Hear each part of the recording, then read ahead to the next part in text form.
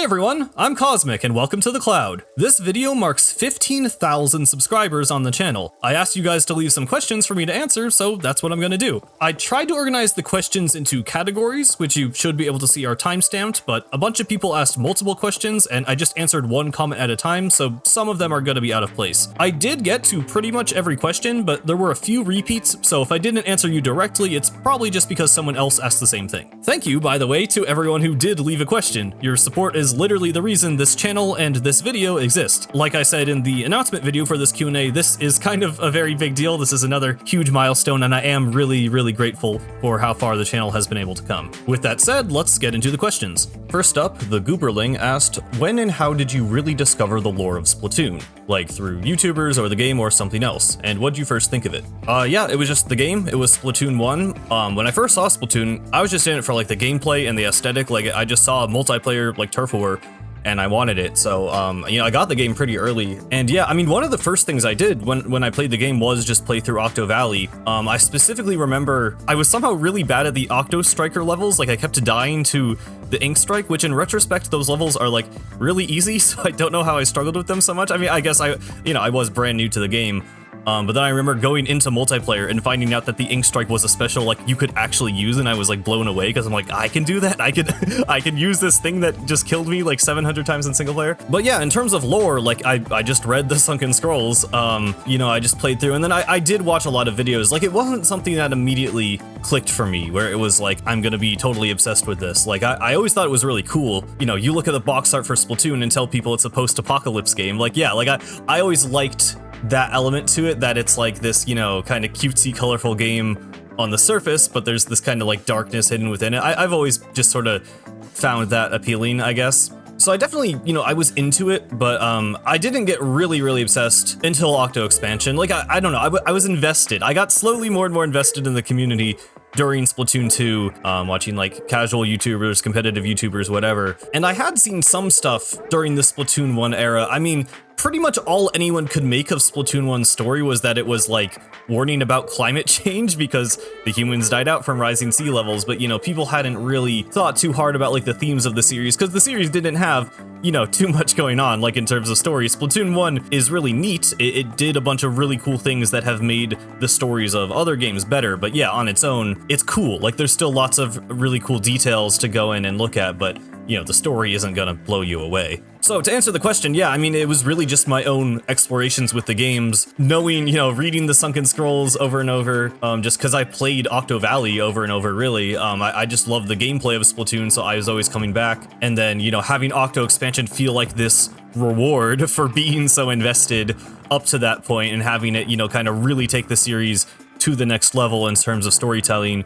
That's when I just got like super obsessed. And yeah, it was really just kind of Octo Expansion up to Splatoon 3 is when I went from being like, I'd say a pretty casual enjoyer of the series to like deeply invested. Evan XD asked, what was your first experience with Splatoon as a whole? So I actually talked about this in my 4,000 subscriber Q&A, but I don't blame people for not having seen that. Basically, I found out about the game from a Stampy video, who was a very popular Minecraft YouTuber. I don't know if people like generally still know who he is nowadays. That's weird to think about, but a lot of you probably do. But yeah, Stampy Longnose, mostly Minecraft, but he would sometimes upload other games, and he just made a Splatoon video. And I was not in the loop at all about Nintendo news or anything. I didn't like watch E3 or Nintendo Directs at this point, so I literally had not heard of Splatoon. I think he made the video like probably around launch day, and I watched it, and I remember specifically it was like the effect of like diving into the ink, like the ink looking like it was as like thin as paint on the surface of like the floors and walls, but then kind of the illusion that it like had depth when you like dive into it. It's very specific. Like that was my first reaction to Splatoon. I'm like, oh, that just looks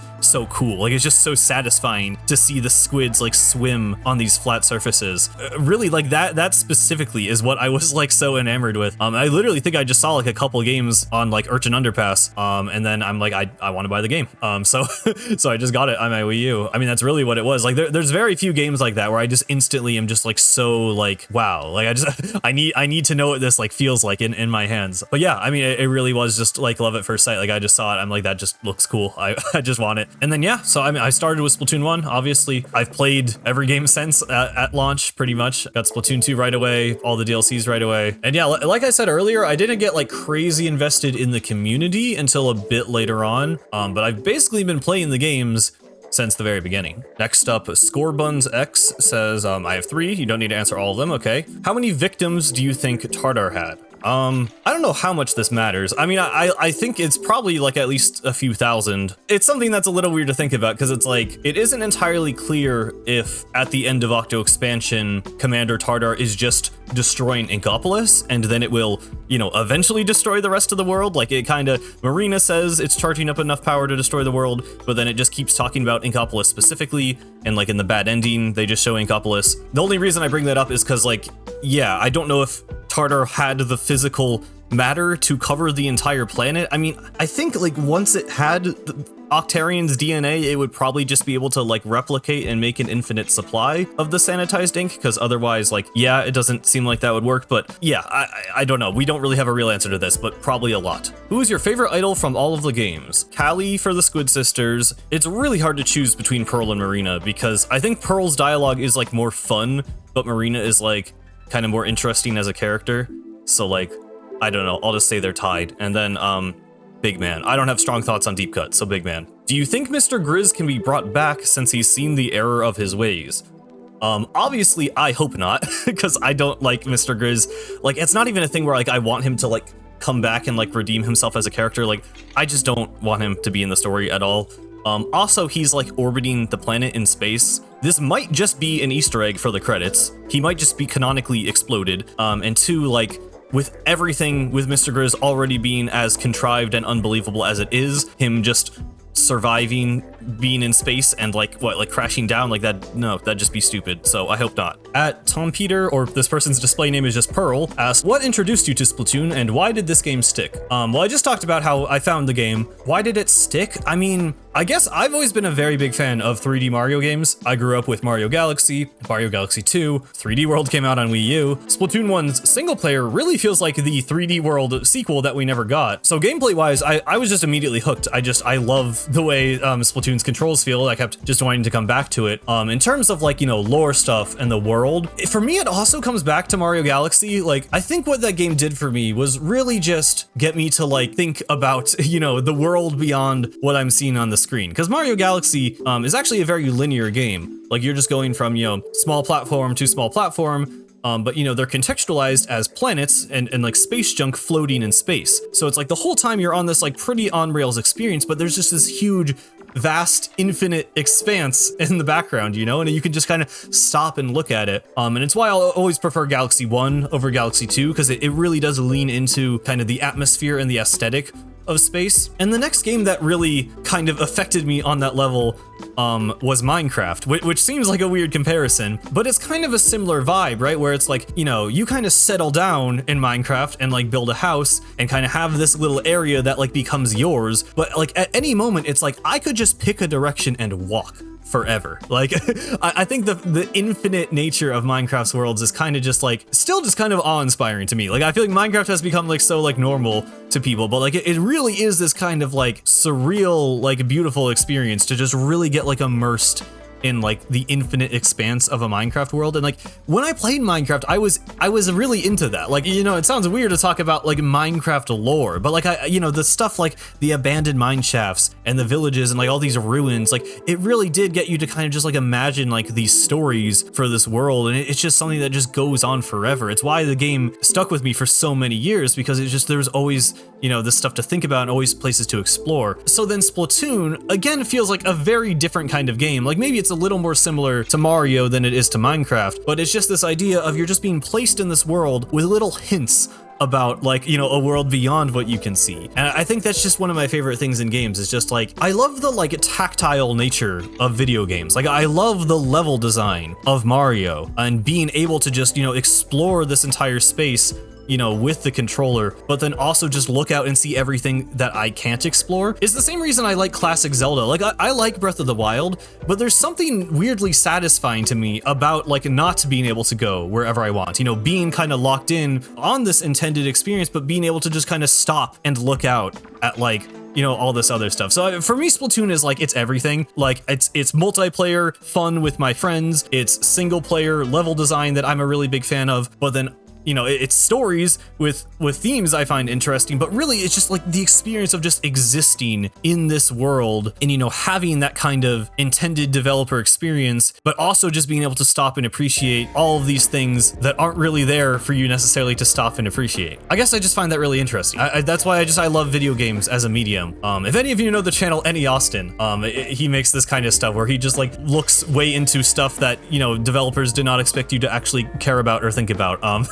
And I do think that's something I kind of did on my own, but also I like that he kind of puts this experience and this perspective into words. So I do think that is a big part of why Splatoon persists as this thing that I'm just always thinking about and always coming back to. That ended up being a longer answer than I meant to give, but I hope you enjoyed. The man of many titles says, if you could spend an entire week in the world of Splatoon, what would you want to do the most? Well, it depends if I am an Inkling or if I'm just a human. Like, if I was an Inkling, I feel like super jumping would just be very fun. Like, I feel like I just do that. Like, I guess, like, you know, the obvious thing is like playing ink battles, but just like moving around, being able to like swim up walls and stuff. I feel like I would spend an entire week just doing that, to be honest. What weapons are your absolute favorites? So for a lot of Splatoon 3, it's just been the vanilla Splattershot. I just like the way Splatoon's like basic movement feels. Like, I think it's just because I like the single player. Again, I literally would just play Octo Valley. I still do to this day, go back to Octo Valley and just play it in Octo Expansion. And you know, most of the time in single player, you do just have a shooter. You know, I mostly play multiplayer, but I just like that, you know, core kind of basic all-rounder kind of feel of just being able to, you know, be pretty good at moving, pretty good at, you know, killing people. 96 Gal Deco has been a favorite of mine lately, though, which is obviously still a shooter, but little bit more different using that one. And I just like Kraken and Wall. So yeah, one of those two. How big do you think DJ Octavio is in his humanoid form? Considering how big he is as an octopus, he must be huge. Well, Octavio's size is weirdly inconsistent. I guess it's been pretty consistent in Splatoon 2 and 3, but like physically in Splatoon 1, in the actual fight, he's like giant. Probably because you're mostly just supposed to see him in the mech, but like when he comes down at the end, he's like huge. And then in the same game in Splatoon 1, he's like really small in the snow globe. And then I think even in Splatoon 2, he's slightly different sizes in the fight and in the snow globe. And then in Splatoon 3, so I don't know how much his size is really a reliable thing. But obviously, yeah, he's bigger than other Octolings. But you know, that might just because he's like old too. I don't know. Like, I don't think he's like would be like 8 feet tall or whatever. Like, I think, you know, the body mass would get like distributed. Maybe he was just like buff. That's probably how some people like to imagine humanoid Octavio. But I don't know. I think he's a big guy, but not like, you know, freakishly big. Like he's probably just kind of tall and old. And question 4, if you could have any set of clothes from the world of Splatoon, which would you choose and what is your favorite? Well, I guess the Squid Vader cap is kind of like the thing. I want to redraw my profile picture. It's like old and like I feel like my art skills have improved. I did draw it myself, and I always try to like figure out like the hair of my like OC character with the hat, and it just like it doesn't work. I don't know. I'm I'm not that good at art, but I like the hat for sure. Any scallop hat. The reason all my Splatoon characters wear hats, by the way, is because back in Splatoon 1, I thought the like Inkling boy top knot was ugly, and if you wore the hat, it would like cover it up so you wouldn't see it. My tastes have changed over the years. I am now an appreciator of Splatoon 1 Inkling boy, John Splatoon, if you will. But yeah, I like hats. I like hats in real life, like caps specifically. Besides that, I don't know. My fashion sense in real life is very boring and basic, so probably just like whatever, like Tenatech stuff, or like just comfortable, simple clothes. I don't really get that fancy with it. The Wandering Chelmet asked, do you think something like Salmonlings will be in the next Splatoon game? I hope not. I know lots of like the lore people are very against Salmonlings, and I am one of them. I just think the Salmonids are kind of, you know, they're distinct for a reason. Like I think it's more interesting having them as this like other kind of society that's like, they're still intelligent, but they live differently. Like, they're culturally distinct. I think I don't think the end-all be-all of Splatoon's world is just having everyone happily living in, you know, Inkling society. I feel like that's kind of, there's already a little bit of, you know, weirdness with the Octarians just kind of migrating in with the Inklings, and it's like, okay, well, like, I don't know. I wish there was more like Octarian culture present in the Inkling world, because it does feel like some of that was sort of just like left behind and not necessarily like merged with the Inkling stuff. And with Salmonids, it's like, it's even harder because they live so distinctly. Like, I just think it makes Splatoon's world less interesting, not only for all the characters to like literally live together, but like to get along. Like, that kind of the cool thing about the dynamic of Splatoon's world is that you do have different groups of people that, you know, just kind of naturally clash with one another due to the ways they live. And I think it adds to, like, you know, that cool idea of realism with Splatoon's world, where there are just different kinds of people that don't get along. I don't think, you know, it really makes sense for that to happen. Also, Salmonlings specifically, like, you can't just add a humanoid, you know, version of a species that previously, like if Salmonlings had existed this whole time, obviously the relationship between the Salmonids and the Inklings and Octolings would be very different. It just, you can't really just introduce that to the world. Like, Octolings were something that was there from the start. They already, like, acted like, you know, they already did the things the player did, like, control-wise. So it made sense to, you know, have a story where they, you know, are playable and where they like join with the Inklings. But like Salmonids, it's just, you can't do that. There's no satisfying way I could ever see them adding Salmonlings, and it's something I personally just don't want at all. So I don't think it will happen, and I do not want it to.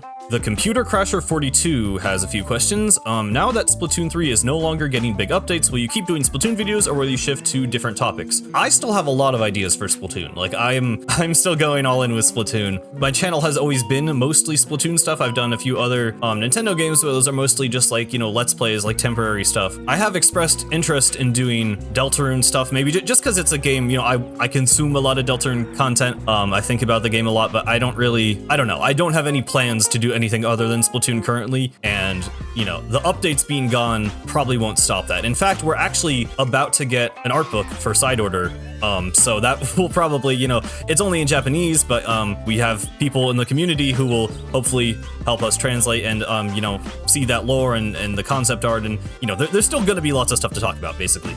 So we're still going strong with Splatoon. What is your favorite character from Splatoon and or Deltarune? Splatoon, it's definitely 8. Will probably continue to be 8 for a very long time. Like, I don't know, I like the idols. Like, Marina, I think, is like the most like developed character. So in terms of like objectively like best written, well, I don't know though, because the mem cakes are so cool. For me, it's 8. For me, it's definitely 8. Deltarune, it's hard to pick a favorite character in Toby Fox games, because like everyone is so well written.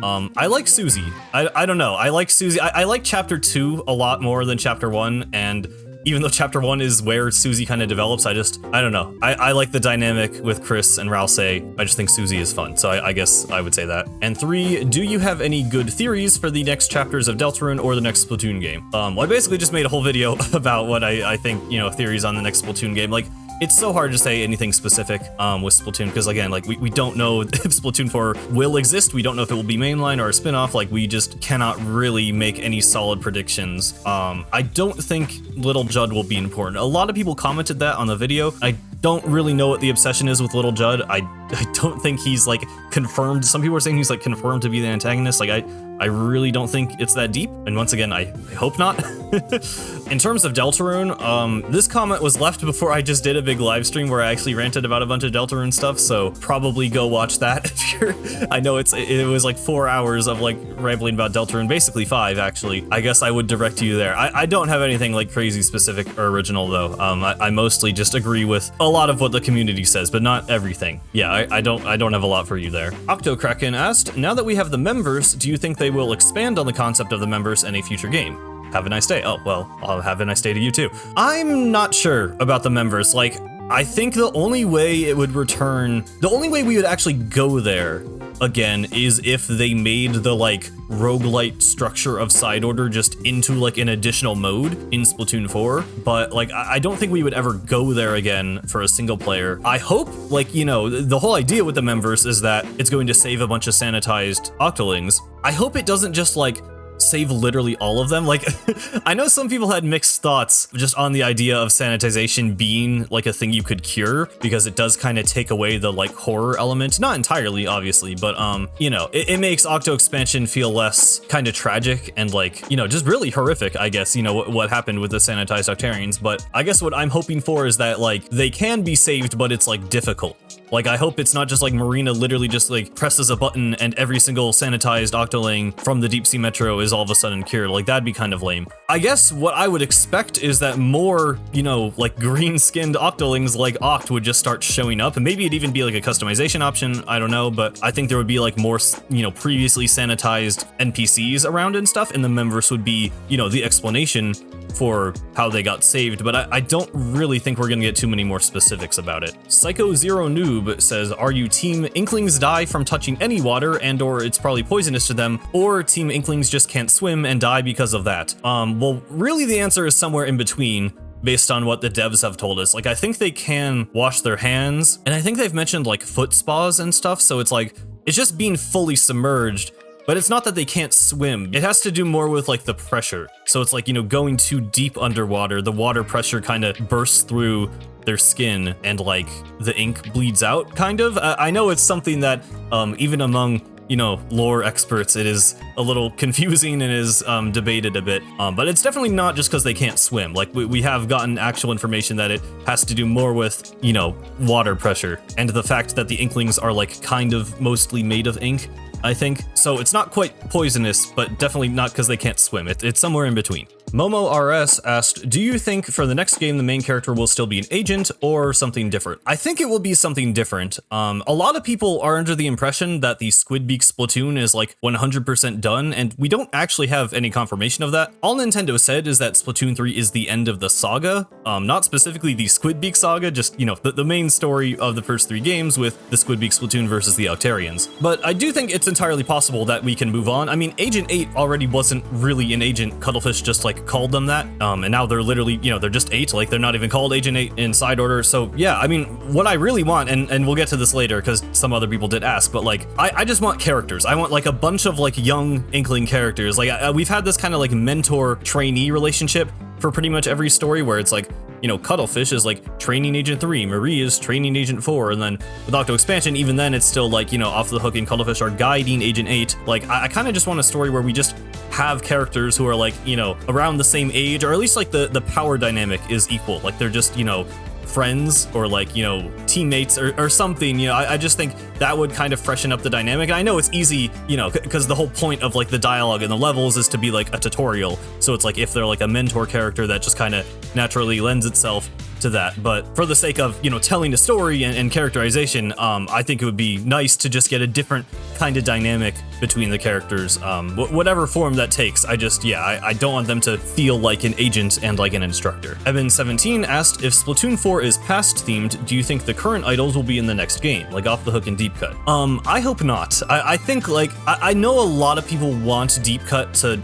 get a second chance, and maybe I think in a DLC, like because past 1, if we get like a future DLC, I think that would be a good opportunity to really flesh out Deep Cut and kind of give them another shot at being in a story mode. I definitely don't think past idols are going to be as prevalent in every game as they were in Splatoon 3, because Splatoon 3, you know, you had all 3 hub worlds, you could see any of the idols during any Splatfest, and obviously Grand Festival, and that felt like a celebration of like everything Splatoon had been up to that point. But I think, you know, we can't just keep doing that forever. Like, we're not gonna get to Splatoon 10 and have like 10 different concerts going on at the same time. Like, I mean, we could, but, you know, I think there's going to be kind of a shift away from that, and just, I mean, I just want a focus on new characters. Like, I love Off the Hook, but I kind of feel like we're done. Like, I don't know, like, at least Marina has really gone through like a whole character arc kind of across the 3 games. Obviously, she didn't exist in Splatoon 1, but like, she has a backstory that stretches back to the time of Splatoon 1 all the way to the most recent story in Splatoon 3, and she's, you know, undergone like the most change of any Splatoon character. And Pearl, you know, I like Pearl too. Pearl has developed less, I would say, but still their relationship has kind of changed a bit. And we've just seen a lot of them, and like, I love Off the Hook. but I really would like to see, you know, space for some new characters and some new stories. And in terms of like, you know, them just being around for the hub worlds and anything, like I felt like that was kind of excessive in Splatoon 3, if I'm being perfectly honest. Like I was never really all that excited about the fact that we had the Splatoon 1 and Splatoon 2 hubs. Like it's cool, it's neat that it's there, but it's like I still have a Wii U, I still have Splatoon 2. If I wanted to go back to those hubs, I could. So I definitely think we're kind of done with that sort of thing. And I really hope there is just, you know, a focus on the new characters. Noob DJ asked, who is your favorite character? It's still 8. And they and Oreo also asked, what is one thing that people mistake about the lore that annoys you? Oreo also asked, how long does it take to make a lore video? But I think someone else asked that later, so I'll just answer it then. There's been a few things over the years. I mean, there was the whole case of people thinking that like all Octolings were mind controlled because of Callie's Hypnoshades. And they're not, by the way, but currently I think it's just the way people talk about Order. I get that some people, or maybe even most people, just didn't really like Order as an antagonist, and I get that. I don't think Order was perfect, but I feel like when people talk about why they don't like Order, they just say things that are wrong. Like, I don't really like when people compare Order to Tartar. I'm gonna talk about that in my side Order lore video eventually, but it's mostly to do with how Order was created, because I think a lot of people think that Marina like made an AI that then turned on her, and like that's not what happened. She like explicitly says everything she made for the Memverse, and she doesn't mention an AI. Order just like manifested out of the like latent desires and fears of the Octoling engineers, and then like used Marina's mind as a host vessel. Like I just think it's a lot more interesting than people give it credit for. I'm gonna make like a you know more solid argument about it in that video, but currently, yeah, I just think people don't understand Order, and I feel like it comes from just people not actually looking into the lore and just assuming they know what Order is. Cool Dude asked, who do you think is the best written Splatoon character other than Agent 8? Best written. I'd probably say Marina. It depends what we mean by best. Like in terms of like Marina has like pretty much the most backstory of almost any character.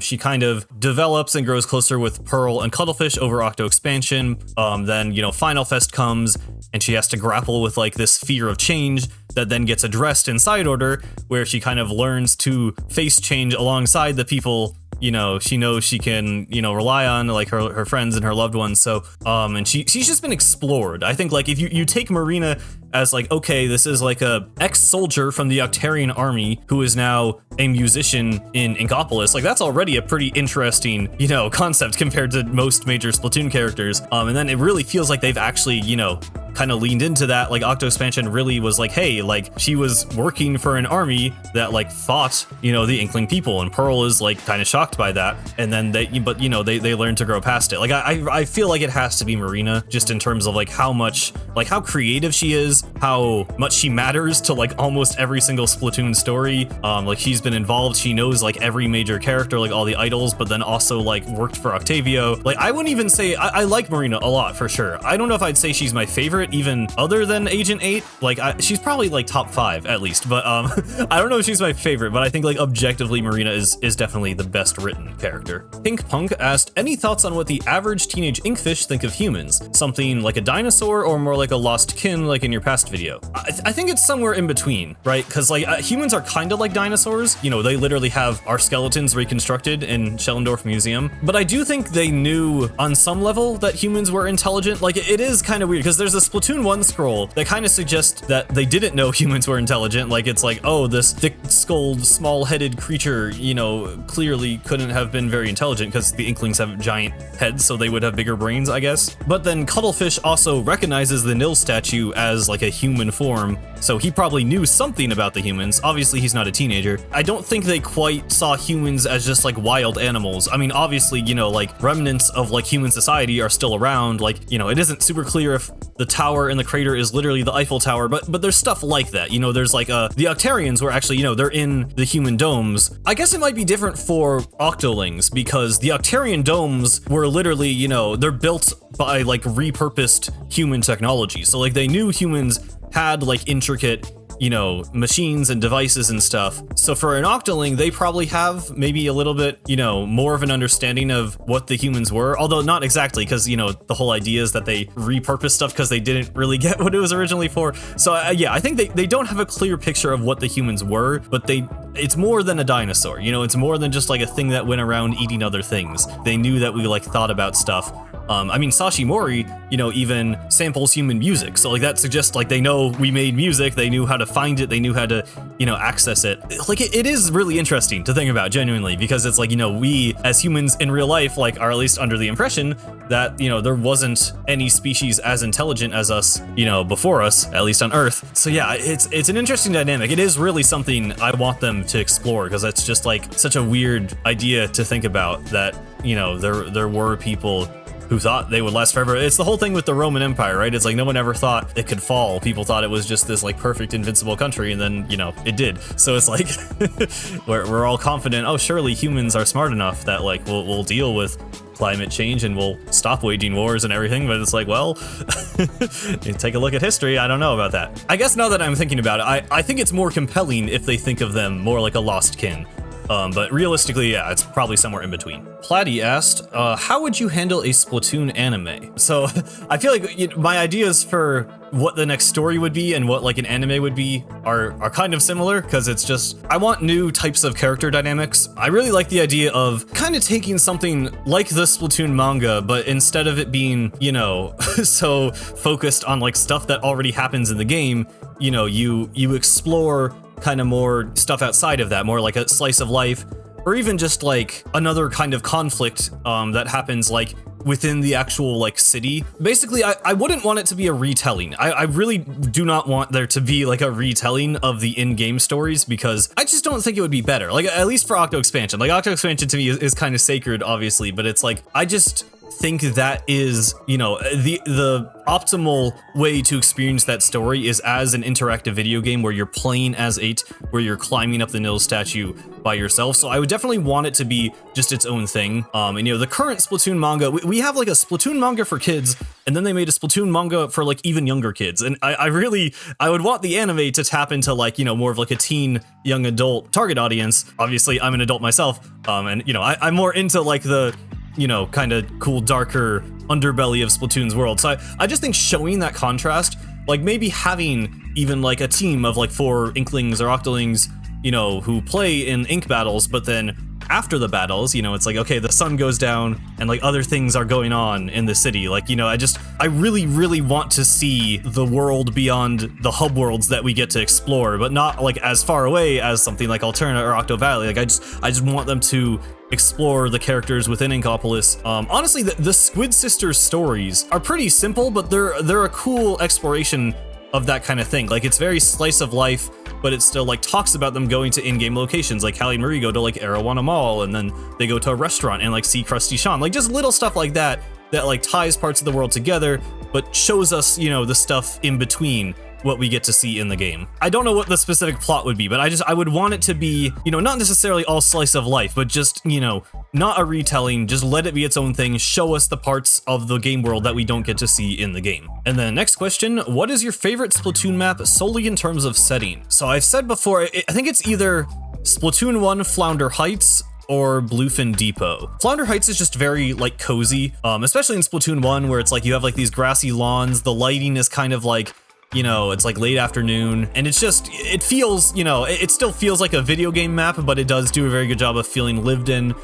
There's like trees, there's like this like cicada sound effect. It's just cozy. It's nostalgic and cozy, and I really like the way it looks. And it's just very fun to play on and move around in. I know you said solely in terms of setting, but Flounder Heights and Splatoon 1 for me really just has it all. Bluefin Depot I like just because it kind of looks like grittier. Like the concept art for it and the art of Splatoon is like, I don't know, I really like how they, you know, were going all in on like the realism of it. And it has really cool lore. Like it's like this abandoned coal mine that kind of got like taken over by the Octarians. Like it's just cool. It's just neat. It's just lots of little details and very distinct. I like the maps that feel more like the Inklings are going places they shouldn't be. Like Flounder Heights is not an example of that, I guess, but you know, I've said before, like I think Mako Mart is one of the lamest for me personally, because it's like we're just going to like a grocery store. Like I just abandoned coal mine with like, you know, dangerous like outsider soldiers, you know, feels like a way like cooler place for like, you know, like punk teens to go and like hang out and like mess around, and like, you know, it just feels more like in line with like the kind of grungy vibe and the personalities of the Inklings that they had more in Splatoon 1 that I kind of miss. So yeah, solely in terms of setting, I think it's actually Bluefin Depot. And last, what is your opinion on Order as a villain? I am probably like the biggest Order defender, if I'm being honest. Like I'm making a video about this right now, so I won't go too into detail because I want to, you know, really get my thoughts together. I agree with most people that Order's execution was kind of lackluster. Like its dialogue is just kind of boring and generic, but like the lore is actually like really interesting. I don't like when people say it's like another Commander Tartar, because I actually think, you know, despite them both being artificial intelligence, I think they're very distinct. I think their motives are distinct. I just think the execution was not great, especially in like the final battle. The whole grayscaling thing gets kind of undermined really fast, which I don't like. But like I said, I'll talk about this in another video. But generally, I do like Order more than Mr. Grizz. I'll say that much. I think there's actually some really interesting stuff, especially just what Order does for Marina as a character. I think their interactions are really interesting. So I'll leave it there for now. Prismark asked, what would your dream story campaign be like? Setting, gameplay, characters, story, and lore.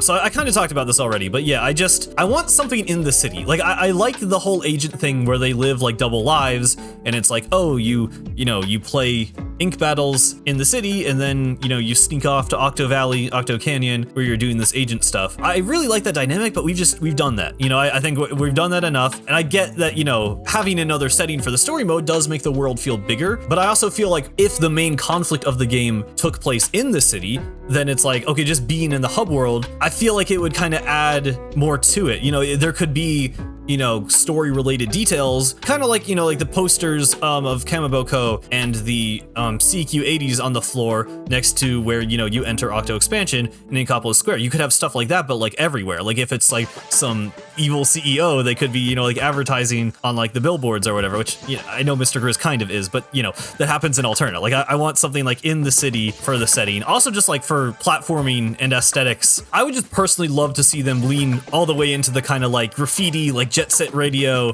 kind of like punk kid aesthetic, because I feel like it hasn't been fully lost, but that was kind of, I feel like that was more something they rolled with in Splatoon 1, and now, I don't know, the Inklings just feel kind of more like clean and safe. Like Turf Wars have become like this official sport where, you know, the lobby is like this super high-end facility and everything. I like the grunginess of Splatoon 1. I'd like to see that kind of return in terms of the setting and the aesthetic. Gameplay-wise, I like the linear platforming of Splatoon. Like I know a lot of lore-specific people like really want them to stop doing the whole like, you know, floating platform type gameplay. I'm not opposed as long as they're still innovating. Like I thought Alterna's levels were getting pretty old, to be honest. Like I think they kind of dropped the ball there. But yeah, I mean, obviously it would be great to see like fully realized environments with more kind of exploration type gameplay.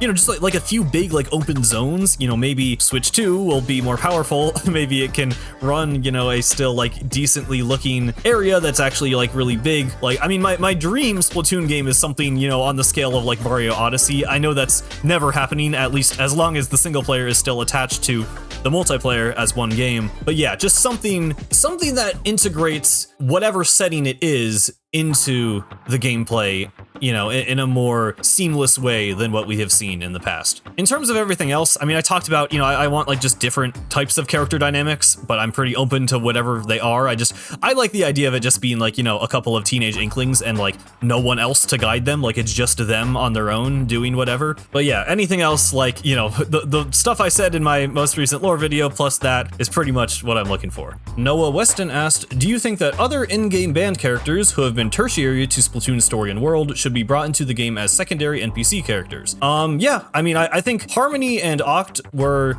kind of specific cases where they were like very fan favorite characters. Like there was so much fan art of Harmony. Like Harmony's just a really cool design. Like I still think Harmony is just one of the best, most standout designs in all of Splatoon, despite her literally just being 2D art for Splatoon 1 and 2. Deadfish/Oct was just, you know, also a very good character design, but just really unique to the story of Octo Expansion. You know, just the idea of sanitization was just kind of this fascinating thing, and the idea that someone, I mean, it's pretty obscure lore that, you know, they became sanitized, you know, partially willingly, but I do think for a lot of people who liked the character, that was just a really intriguing element of them, so they, you know, also then got a bunch of fan art and fan attention. I don't know if there is currently a character like that who they could really bring in. I mean, there was lots of fan art of like Tau Blue, but I feel like there's less potential there. I mean, I guess there's no reason they couldn't also become like a shopkeeper. But in terms of someone becoming like a major story character, like I'm definitely open to the idea. I just don't know who would be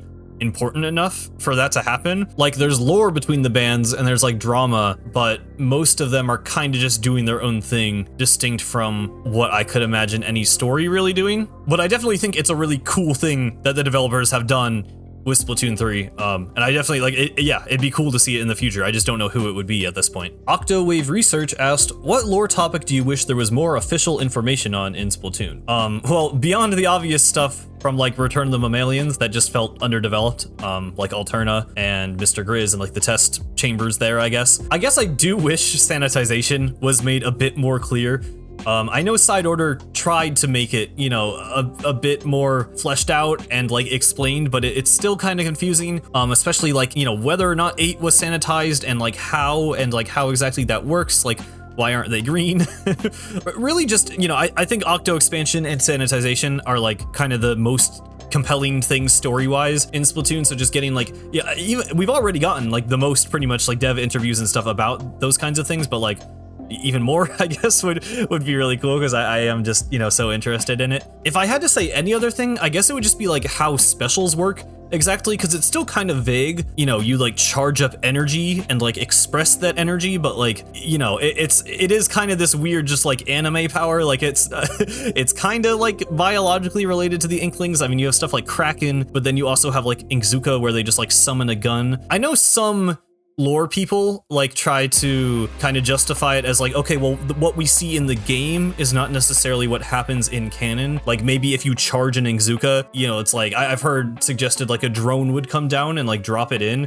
So like that's an interesting idea, but yeah, just getting it explained, like if that actually is how it works in canon, or if they literally just like physically materialize a weapon.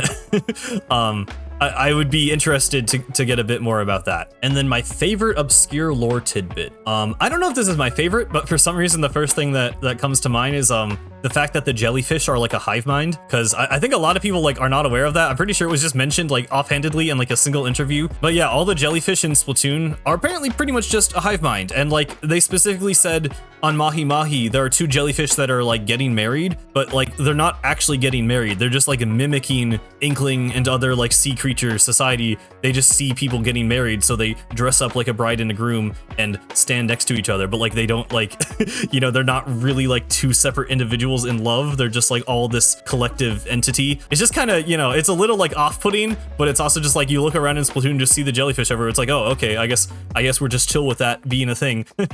I don't know. It's just one of those things that makes you come back to the game and look at things in a little bit of a different light. And I don't know. It's kind of funny. Race Runner asked, Chaos or Order? I was on Team Order. I like that Chaos won. I think like I've come to terms with it. Like I like the way things turned out. I know this is, you know, the eternal debate with Splatoon 3 is like, did Chaos actually do enough? Did Chaos influence the story at all? I nowadays will, you know, make the argument that it did. I do think the intention with Mr. Grizz was for him to accept change, because that was Pearl's whole thing in Final Fest, but I know it's, you know, kind of subtle in a way that like, I don't know. I feel like it would have been maybe worse for him to just go like Chaos. Like, I don't know. Like, I'm glad we didn't just get a villain named Chaos like we did with Order, which I kind of wish Order was not literally named Order, but yeah, I like the way it turned out, but I like the aesthetic of Team Order, you know, like the cyberpunk thing. Just also like the philosophy, like, I don't know, I might feel a little bit differently now, but for sure around the time of Splatoon 2's Final Fest, I'm a person who takes comfort in stability, and I'm okay with, you know, every day feeling a little bit the same. Obviously, the extreme of either is bad, but I definitely leaned a lot more towards order based on the descriptions of the Splatfest. Chibs, or maybe Cheebs, asked, who's your favorite idol from each group, and what are your thoughts on fan rewrites that attempt to give more depth to the story modes of each game? Congrats on reaching 50k subs. Oh, well, thank you. Did I already mention favorite idol from each group? Yeah, I did. If I'm just going off like the news or like their like basic personality, I think it's Callie, Pearl, and maybe Big Man. I do like Shiver. I do actually like how Shiver is written. Again, don't have super strong thoughts on Deep Cut, so it's harder to decide, but yeah, Callie is probably just my favorite overall. As for the second question, I can't say I've read too many fan rewrites. I am thinking about making a video at some point that's like, you know, quote unquote fixing Return of the Mammalians, so I guess I might be into it. I don't know, I've never been like a huge like person to like read like fan fiction, which I guess is what this would essentially amount to, but it's more just a lack of exposure than like a specific like, you know, disinterest or distaste in it. I guess I like when people, you know, kind of maybe add in some like dialogue for the agents or whatever, like because I know the big thing for me is like in Splatoon 1, 2, and 3, the agents kind of like just don't react to anything. Like Agent 8 has a little bit, you know, like obviously they have like the mem cakes so we know how they feel about things, but then even in the cutscenes they're just a lot more like emotive. So I definitely like when people like give more personality to the agents and have them actually like react to the mentor characters and the antagonists and whatever. But I haven't ever really read like a full-on rewrite of like, I mean, the only one I would really like is Return of the Mammalians, I guess, because I don't really have a problem with like, I know Splatoon 2, I'd be lying if I said I wasn't disappointed when I first played it and saw that Callie was just mind controlled and didn't actually like betray Marie, but like I don't really know how much more you could get out of that. Like, I feel like the Squid Sister stories was an interesting setup, and then, you know, the game didn't have a whole lot of payoff, but I just think the Squid Sisters aren't all that deep as characters, and there isn't too much more you could give to them. So I'd only really be interested in seeing it for Return of the Mammalians, but I haven't read one, so I guess I can't really give any thoughts. Sponer Ring, I think I'm saying that right, said, they saw my speculation video on the main campaign of Splatoon 4, but what do you think will be in store for us for the DLC? And do you think that there will be multiple DLCs based on the fact that there are 2 losing teams in Grand Festival? I would love if a Splatoon game had 2 DLC campaigns. I think that's probably pretty unlikely, just because Nintendo doesn't really like to do like, you know, the super long-term live service thing. I know they like do, you know, drip feed content for some of their games, and Splatoon is pretty much the best, I'd say, that uses that strategy of, you know, launching the game and then adding a bunch of content over time. 2 DLCs would be amazing because that would mean we would get 3 stories in one Splatoon game, but I just don't really see it happening. Like, maybe if one was like smaller scale, if it was maybe even like a side order roguelite thing, but there just like wasn't any story, it was just like a mode, I could like maybe see that being a thing. But I think what's more likely is that we're probably going to get, if anything, a future DLC would be my guess, just because that would obviously contrast the main game being themed around the past. That would mean though that the majority of the player base wouldn't get the theme they chose for, and you know, obviously the winner of the Splatfest is not always just a popularity thing, but that does seem like it'd be sort of weird. Like I said earlier though, I mean, you know, Off the Hook has kind of gotten enough DLCs at this point. I think it would make a lot more sense to give it to Deep Cut. Not that it necessarily, you know, has to involve Deep Cut just because it has to do with Future. I would be perfectly fine with it just having completely new characters if I'm being totally honest. But yeah, I don't think it's super likely. In terms of just like what the DLC would be, I mean, again, it doesn't have to be Future themed. It's not, I don't think it's a guarantee that like the losing team is always going to end up being the DLC. I think that would probably end up kind of just limiting them more than anything. But obviously there is a lot you can do with Future.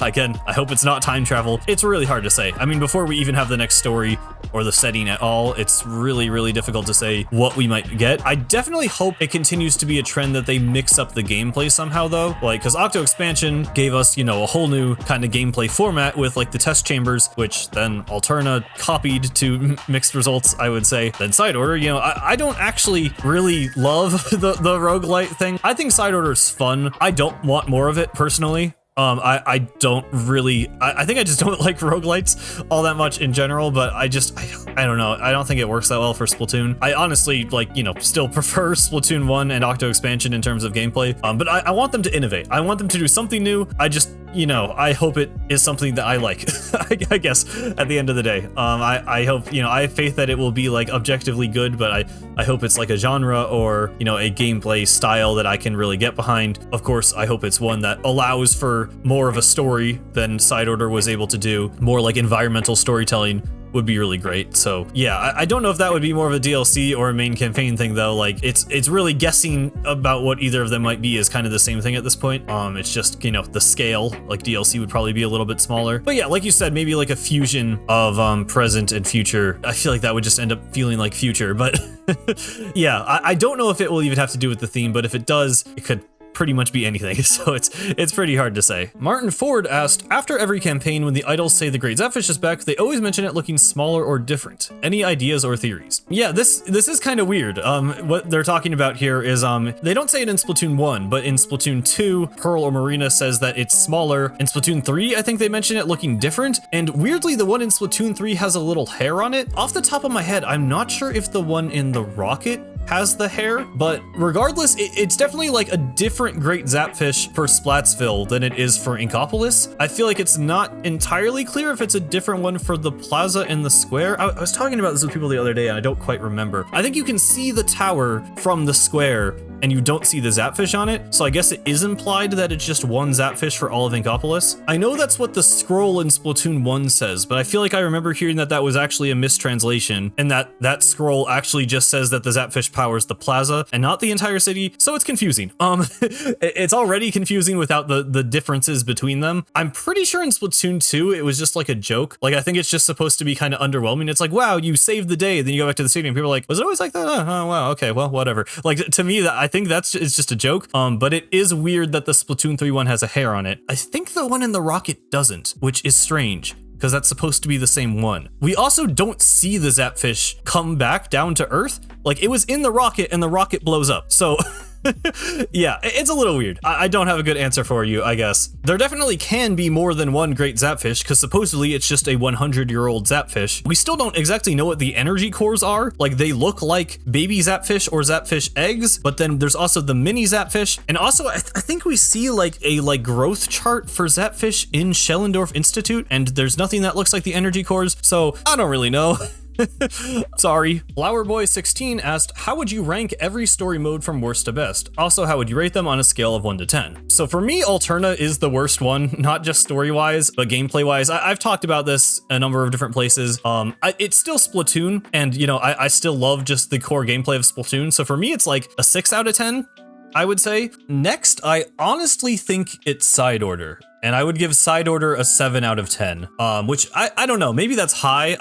I don't love Side Order's gameplay. I really just don't think there were enough floors, or there should have been more enemies, or there should have been, you know, more chips. Like, it just feels kind of lacking in just the actual like amount of content. I get that it's customizable, so it's supposed to feel different every time, but realistically, like, a lot of the floors play very similarly, and you start running into repeats very quickly. And, you know, maybe it's just a thing that I don't like roguelites, but you know, from what I've heard other people say, like, other roguelikes feel less repetitive. Like, normally there is a bit more variation. And I think the way the story played out, while I am a defender of Side Order's story, I think, you know, having the climax of the story end on your very first successful run just really kind of kills all incentive to keep playing the game unless you're like a really dedicated lore fan. But like, even for me, you know, I feel like the pacing of the story would have been a lot better if you fought, you know, the final order fight maybe like on your 3rd run or 5th run, you know, maybe not like all the way to like the 12th. I think the lore is good, but the gameplay was a little bit disappointing, and it harms the structure of a story in a way that for me,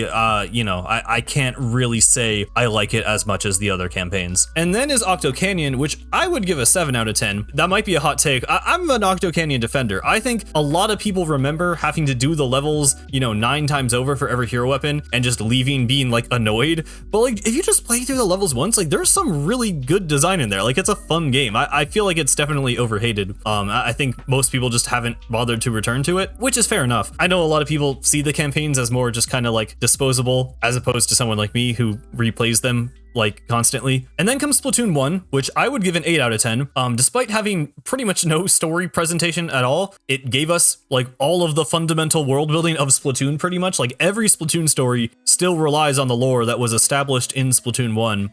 The scrolls are just really good. Like I feel like the scrolls in Splatoon 2 and 3 in comparison, like most of them are just like kind of boring or obvious or like don't matter. Like there's a few things here and there, but like most of the scrolls in Splatoon 1 are genuinely like important lore or just like something kind of funny or interesting. I just feel like they did a much better job with them. You know, they had more information that they had to convey, I guess. But yeah, I think the scrolls carry the storytelling. But also I just love the levels. Like I said earlier, like I just love replaying Octo Valley. I still think it holds up. I still think it plays great. And then Octo Expansion, which I would give a 9 out of 10. I'm not doing decimal points here, so like maybe if I was, it would be like, you know, 9 point something. You know, some people might be surprised I don't call it a 10 out of 10. The only things I can knock against it are the fact that it reuses boss fights from Octo Canyon, and some of them are kind of lame. Like I don't know, I'm not super impressed by the boss fights, and obviously, you know, comparing it to other campaigns that do have their own unique boss fights that are good, I feel like that's a knock against it. Of course, it does have Agent 3 and the Nil statue, but you know, just the other Octo bosses aren't as good. And there are the levels that, you know, just have you like take a Rainmaker across the map or ride the tower. I don't think those are very fun. I don't think they fit in very well with the vibe of the campaign. Like they're cool. I like, you know, aesthetically they try and make them be like a simulation of Inkopolis. Like I get what they're going for, but like that's the only thing though. Like, so it's still a 9 out of 10 because every other level I think is fantastic. I think aesthetically it's amazing. Musically it's amazing. Characters are amazing. Like obviously I like Octo Expansion a lot. But for me, I'd say 9 out of 10 because the gameplay, like just barely, I think it could have done like a little bit more, which, you know, just it being a DLC, it was limited. Like if it was its own like base game story mode, I think it would have just been the best thing like literally ever, which to me it is, but just a little bit of things hold them back. But yeah, that's my ranking. The second Tony Soprano asked, what would you say is the weakest Splatoon story mode overall in terms of gameplay, story, characters, hub worlds, etc.? Well, I just said it's Alterna. I guess for a little more detail, I mean, I've talked about this before in videos, but yeah, gameplay wise, the hub worlds don't do anything for me in Alterna. Like aesthetically, I get what they're going for. I get that it looks really cool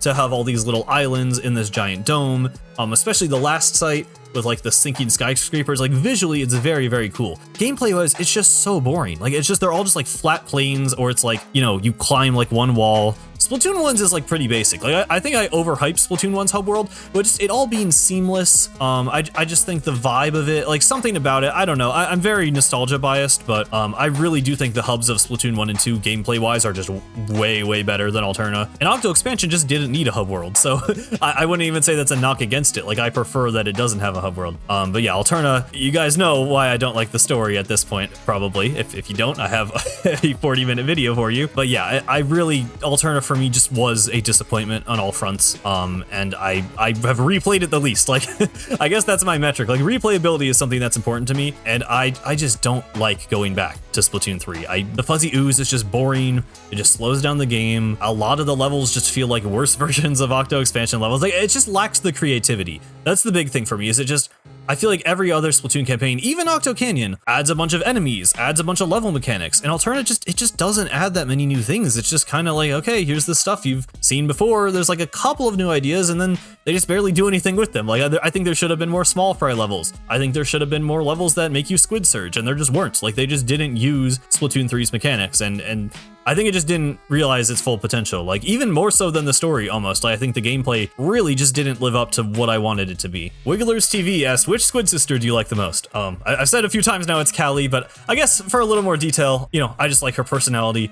I like that she's like Callie and Marie, you need both of them like to play off each other. Like, I definitely think they're better together, but I don't know. I feel like she's funnier. And like, I just like the peppy personality. I don't know, Callie's cuter. Dumb Daffodil asked, do you think Splatoon 3 should have designed new characters for all the Marigold roles? Or does Splatoon 3 already suffer from trying to include too many characters, new and from past games? I will say I miss Krusty Sean being at the food truck. You know, that was just fun as a Splatoon 1 veteran, you know, kind of seeing, I don't know if you can call that character development, but, you know, seeing the same character show up in a different place and a different role was fun. I just like Krusty Sean. I like his design and his dialogue. But Marigold is fine. Like, I get that it's, you know, she's in the lobby just for the gameplay convenience of being able to use another ticket without having to, like, leave. And then, I mean, she's also the recon guide, and I don't really feel like she needed to be the table turf guide. I feel like you could have just, like, clicked on the table turf table. Like, I don't think that needed a character at all. They're trying to do some weird setup thing with Marigold, it seems, where there's like, I don't know if it's like they're clones or it's like a secret identity. I don't really know what's happening there, but I think it will be worth it.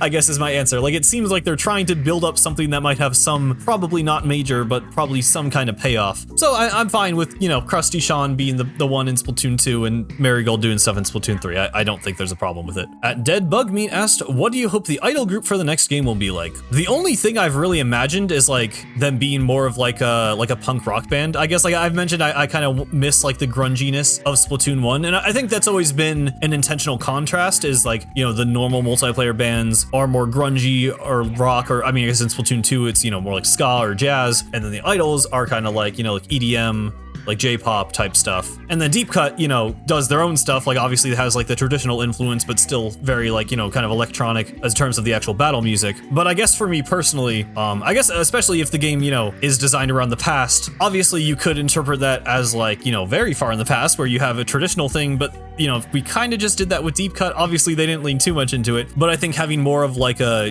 you know, 80s, 90s past theme and having that kind of like punk influence, it would just be fun. I think they'd be visually really distinct from all the other idols. Like, we use the term idols very loosely in the Splatoon community. Like, Callie and Marie are the only actual, like, you know, Japanese idol characters. Pearl and Marina are just like a band. Like, it's just a rapper and a DJ. That's not really like idols. Same with Deep Cut. So yeah, I'd like to see them go kind of a whole new direction with the genre and the aesthetic. And I think one of them having a guitar would be cool. So like a guitar and a drummer or something, or if there's more than two of them, like a singer. I mean, they're all singers normally, but something like that I think would be cool. Mimian or Pika Pika fan asked, do you think there's any special weapons from prior games that would be good in Splatoon 3? I feel like most of the ones I really like are already in Splatoon 3. I prefer Splatoon 1 Killer Whale over the Killer Whale 5.1, but it would be weird to have both of them, so I wouldn't say I would really want that in Splatoon 3. I guess Bubble Blower from Splatoon 2 was a pretty unique one that didn't make it into 3, but I didn't really like using it all that much personally, and there was like the Instapop bubble tech that people really hated, so I don't know. I think I think Splatoon 3 has better specials than Splatoon 2, and the most iconic ones from Splatoon 1 are already in 3, so I guess I'm happy. Like, I don't really, I've said this before, I don't really think Splatoon 3 needs more specials, so I'm pretty happy with the selection we have. I'd just keep it the same. Also, here's a non-Splatoon one. Favorite Kirby copy ability. The only Kirby game I have played in full is Kirby in the Forgotten Land, so I guess the Space Ranger, where you get the laser gun. I like that one. Octomossen? I think I'm saying that right. Do you think that Splatoon 3 would have been better if Splatoon 2 was less of a success than it was? Kinda like how Animal Crossing New Leaf was a banger game, but because of its success, the next Animal Crossing game, New Horizons, had less content and was less good than what it should have been, even with updates like Splatoon 3. Okay, well, first of all, I don't know if I necessarily agree with this assertion. I'll preface this by saying the only Animal Crossing game I have played is New Horizons. I was aware of the conversation around the game and how a lot of people were disappointed because there were lots of features in New Leaf, the previous game, that were not in New Horizons at launch, and it either took like 6 months or a year for that stuff to be added, or just wasn't added at all. And I definitely, you know, I get that. I don't know if it was because New Leaf was successful though. Like, I don't know if that entirely makes sense. I guess the argument is that Nintendo was overconfident in the amount of content they had, but you know, also COVID happened, so people did rush through the game a lot faster than Nintendo would have expected. Yeah, I don't know, like I don't have much stake in Animal Crossing, so I don't have a strong argument there, but I don't think it's a fair comparison. If anything,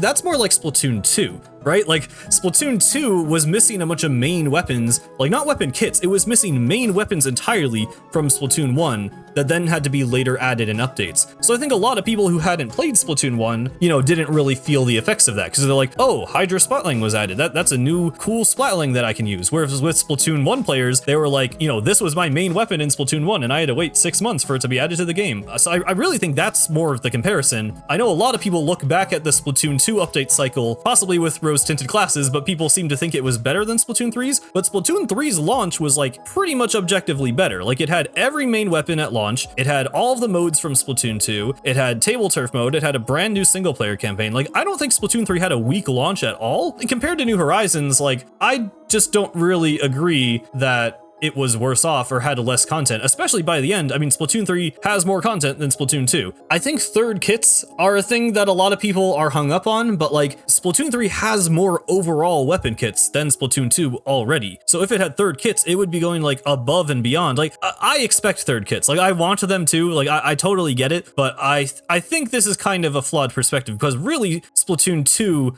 was the game that was much more rushed at launch. And I don't really think it had to do with Splatoon 2's success, because if that was the case, you think they would try a similar update cycle, and instead they did one that actually gave us a lot more content up front. So I just kind of disagree with the premise of this argument entirely. TM45 asked, Splattershot design tier list. The different kits and their alternate skins each count as a different one. Sound design can be used for rankings. Okay, I guess I'll just put this on the screen now. There you go. At Radio Doesn't Know How to Draw asked, favorite weapon / kit you know isn't good but you think is fun. Honestly, a lot of the weapons I play are like pretty good. I do like to come back to the paintbrush. I think just the vanilla one, whichever one has curling bomb, which isn't like even a terrible weapon, but it pretty much doesn't get any play in comp because the slow wind up at the start means it has a pretty bad time to kill. But it reminds me of using damage up on permanent ink brush in Splatoon 1. So I have fun with it. Also, do you have any weapon ideas rattling around in your head? Not necessarily. Although I've always thought that like a spray can that worked like a flamethrower just feels like an obvious, like, you know, the way Splatoon designs weapons, I feel like that makes sense, but I don't know, like, functionally if a flamethrower would work that well in Splatoon, because it's like, I don't know how that would paint the floor. Like, that feels like it would either be like way too weak or way too overpowered. I guess if it almost painted like an ink storm, where it just kind of like scattered ink instead of just painting a solid pattern. And then, I mean, we don't have like a flamethrower weapon that's just kind of like damage over time, but you die so fast in Splatoon, it would be tricky to balance. But at least aesthetically, I feel like something with spray paint or spray cans. I'm very surprised that hasn't happened yet, because that just feels like such an obvious fit for Splatoon. Fat Fishy and Anybody asked, what are your thoughts on a Splatoon spin-off? So Splatoon spin-off is something I kind of go back and forth on if I actually want. Like, it seems inevitable for how big of a franchise Splatoon has become for Nintendo and how much they push it. And, you know, like, we get Mario spin-offs, we get Zelda spin-offs, we get Metroid spin-offs, we get Pokemon spin-offs, like every other, you know, big franchise gets them. So it does feel inevitable. Again, my love for Splatoon, it's like almost equal parts for the gameplay and the lore. Like, as much as I do just love talking about the story, like I just love the way the game feels. And I'm like, I worry a little bit how they would integrate the like swimming into ink mechanic and like any other genre of game. I don't know, like I feel like there's ways they could do it, but it wouldn't be as fluid as just a normal Splatoon game. I guess it would be cool to just see a full-on single player experience, but it almost feels weird to call that a spin-off.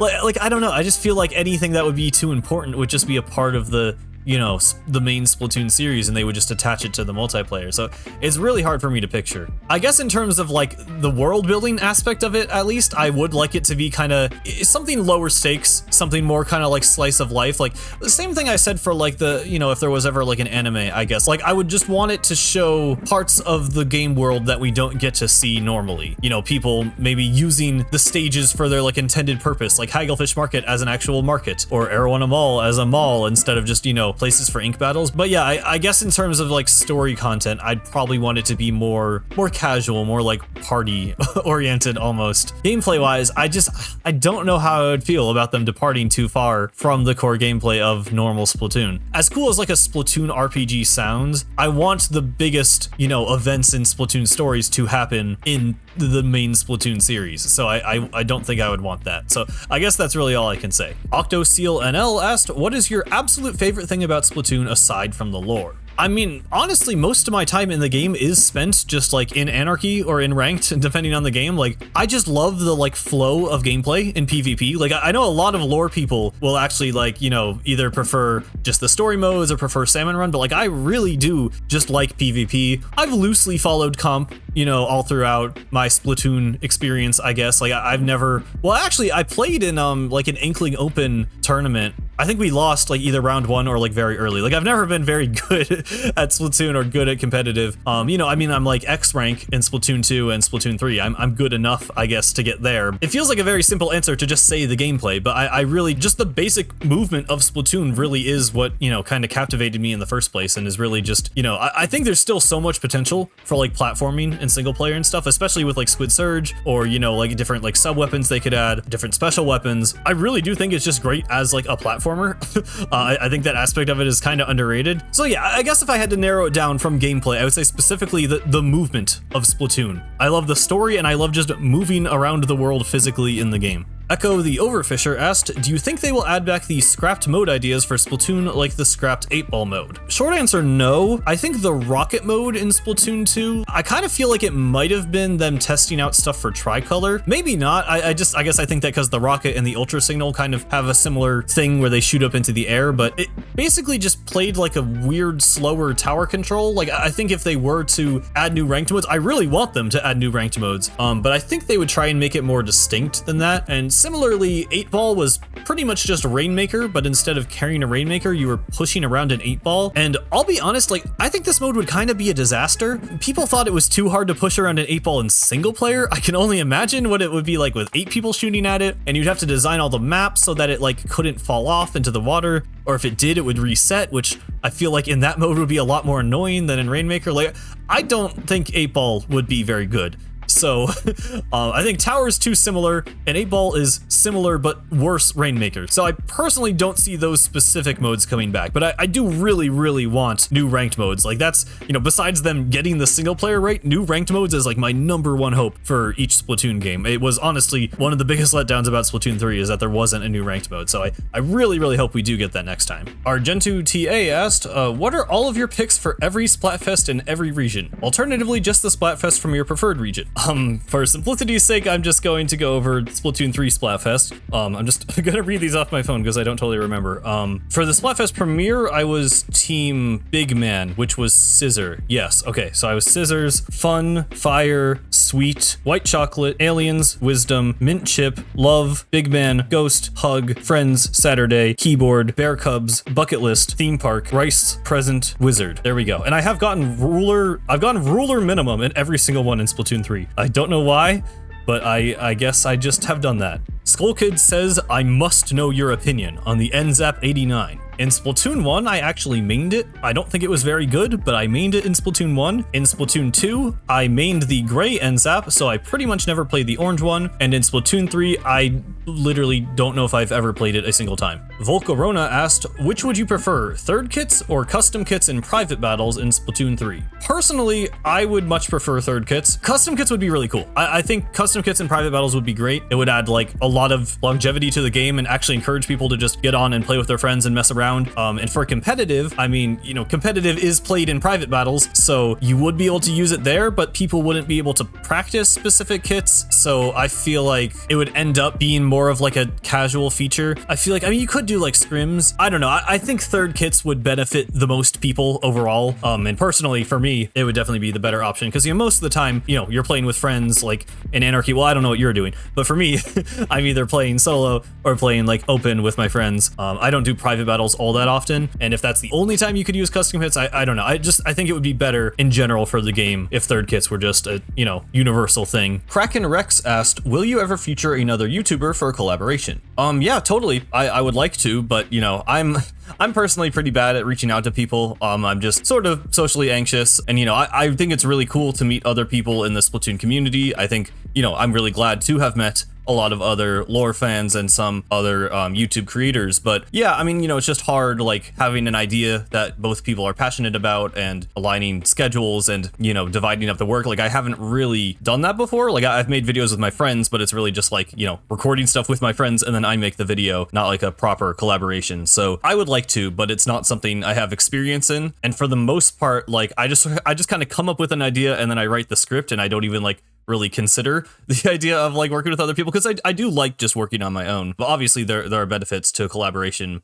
So it just depends, like if I ever get an idea and if I'm, you know, talking with people and if it happens, like I think it'd be really cool. Currently, I don't have any plans. But you know, if someone wants to collaborate with me, probably the best way to reach me is either like Twitter DMs or Discord. I don't know, let me know, because I am open to the idea. They also asked, what would you think Splatoon would have been like if it was on the GameCube? That's an interesting idea. I can't say I've really thought about that. I personally grew up with the Wii. I wasn't a GameCube kid, but you know, just based on the games, I mean, I guess it wouldn't have online. I guess what might have happened, I mean, it's hard to say because it feels like they designed, you know, kind of the surface world aesthetic first and then designed the single player stuff, but I almost wonder if it would have just turned into like a larger scale version of Octo Valley. I feel like Splatoon does have some kind of GameCube vibes, like at least Splatoon 1, just because it feels like experimental, you know, it's kind of similar situation like the GameCube and the Wii U were both kind of failing consoles, so they both had like kind of weirder games that were like trying to do new things. I feel like the Great Octo Weapon bosses especially have like kind of similar vibes to Pikmin bosses. I don't know if that's just like the eyes on like the Octo nozzle that I'm thinking about. I don't know. I feel like they've always kind of felt similar. It would have been weird. It would have been cool. I feel like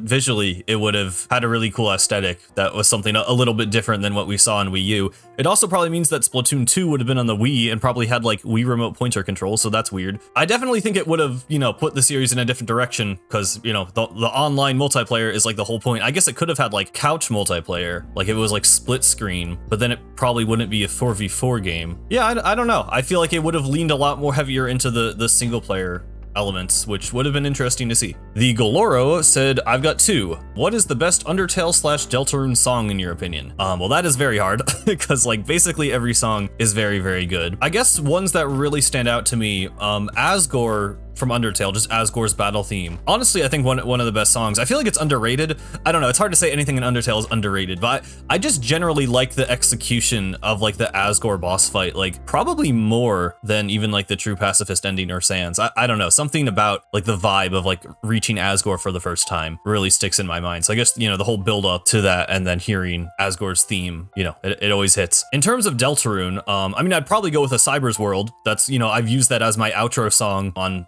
probably most of my videos. I've kind of stopped using it because my outro became outdated. I want to update that as well and maybe even start using the song again. But hearing A Cyber's World for the first time, like I just immediately was like in love with it. Like I don't know, that song is like, it's like nostalgic, but also like something like new at the same time. It's just kind of magical. I really, I just love that part of the game too. Like I said, I love chapter 2.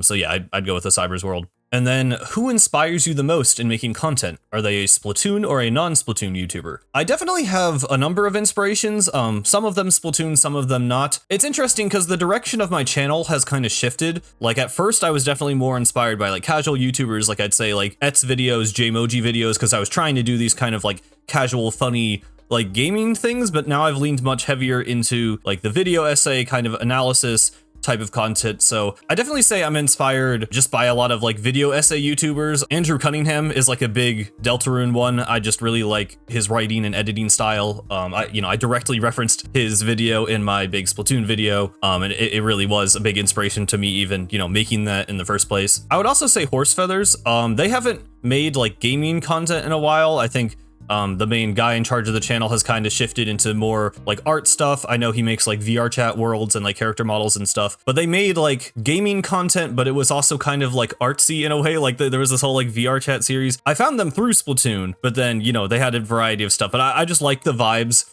of their videos and their art. I guess I still feel like I'm kind of trying to find my own voice because I do watch, you know, channels that are more like kind of analytical and really focusing on the content, but then mixing in like humor and personality and everything. And like I try to do that in my videos. I think I'm still kind of trying to strike the right balance because I know I'm not going to be as profound as like a Jacob Geller, but at this point I'm also not really trying to just be like funny moments let's play guy. So somewhere in between. But I do just watch a lot of, you know, live streams of games. I watch video essays. I watch kind of everything. So I'd say I draw from pretty much everything I watch. Like I just watch a lot of YouTube, to be honest. So I just, you know, see how things are done, try to put my own spin on it. But yeah, at this point, I guess I wouldn't say my stuff is too inspired by Splatoon YouTubers because I'm trying to carve out my own niche within the Splatoon community. I mean, there's people who do lore videos, but kind of just like broad analysis, like I do. Like there kind of aren't many videos like that out there at all. So while I'm still being inspired by a number of YouTubers, I do think I've kind of found my own footing,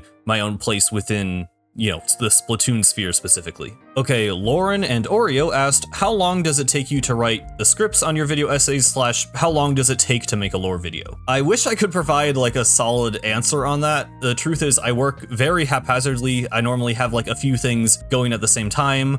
You know, I just have real life stuff to do in between making videos. So like, I guess you can look at the gap between two videos. Like now that I've gotten to the point where I'm mostly just making the lore videos, I'm working on them on and off. Pretty much when one video ends, you know, I might take like a few days to kind of cool down, but then I pretty much get to writing the script. The script writing is like, you know, it's at least 50%, if not more of the process. Like really it's just getting the ideas down, getting my thoughts together that takes the most amount of time. Editing takes time as well, but like once I have the script and I've recorded the voiceover and I put it all together, like at that point, you know, putting in visuals, I've kind of streamlined that process. So it really is the script writing that takes the longest time. You know, my biggest videos like Splatoon story and what it means to be human was genuinely something I worked over like over the course of a year. Like it took a very, very long time. I think I even wrote like a paper once for college that I like forgot about until after I made the video. I'm like, oh, I like literally made like a preliminary version of this script and then like totally forgot about it. But yeah, I mean, that was like a real passion project that took a long time to come together.